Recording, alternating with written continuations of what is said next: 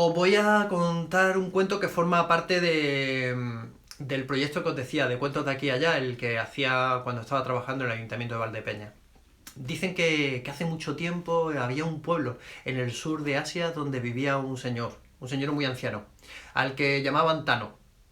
Dicen que aquel señor era inmensamente feliz, aunque también era inmensamente pobre.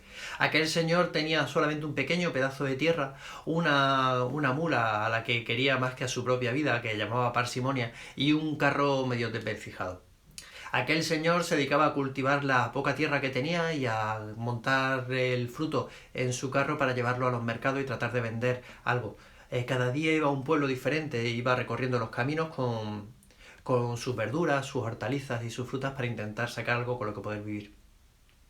El señor Tano vivía en su pueblo y ya os digo, no tenía más ambición que la felicidad de la que disfrutaba. Pero dicen que de repente en aquella zona del sur de Asia empezó a llover. Algo normal en aquel clima monzónico. Empezó a llover un día y llovió dos, y llovió tres, llovió una semana, llovieron 2 semanas, incluso 3 semanas. Dicen que llovió incluso 3 meses seguidos. Algo normal en aquel clima.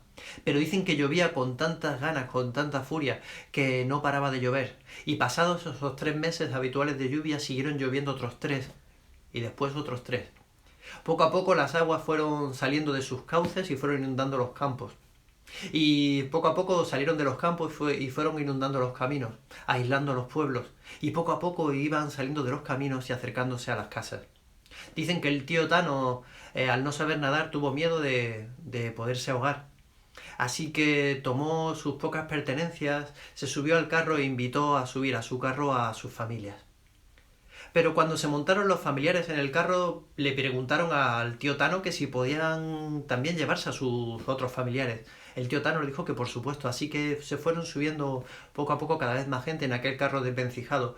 Los ejes de aquel carro fueron dando de sí mientras emprendían el camino y se iban acercando a diferentes aldeas. Las gentes que iban en el carro le preguntaban al tío Tano que si era posible subir alguna gente más a ese carro. El tío Tano le decía que por supuesto, que cuantos más fueran mejor, así que todos fueron subiéndose al carro en aquel desvencijado vehículo, iban bamboleándose de lado a lado mientras iban recorriendo los caminos huyendo de aquella lluvia incesante que iba inundando las tierras. Dicen que cada vez que el tío Tano llegaba a un puente y tenía que hacer un giro brusco en aquellos bamboleos, a veces pasaba que se caía alguien del carro. Tío Tano le decían, pero el tío Tano tenía tal sordera por su edad que no escuchaba los gritos de auxilio de las personas que habían caído del carro y él seguía caminando en su camino. Dicen que cada vez que se acercaban a una aldea, las gentes que iban en el carro le preguntaban que si podían llamar a sus amigos y a sus familiares que se encontraban en esa aldea. Tío Tano, por supuesto, decía que sí, así que se sumaba más gente a aquel carro. Tanta gente que los ejes cada vez iban más y más y más desvencijado y aquello iba cediendo y cediendo. Dicen que en uno de los baches la rueda del carro del tío Tano se metió y pegó un trompicón en el que cayeron 3 o 4 personas. Pero el tío Tano, con parsimonia, seguían caminando por aquellos caminos. La gente le gritaban, Tano, que nos hemos quedado atrás, pero él no escuchaba y no atendía y seguía por el camino. Dicen que estuvo así viajando durante muchísimos, muchísimos días. Y que cada vez que pillaba un bache o daba un giro brusco, que pasaba o subía o bajaba un puente, iba cayéndose alguna de las personas. Pero también dicen que cada vez que se acercaban a un pueblo, habían personas nuevas que se subían a aquel carro.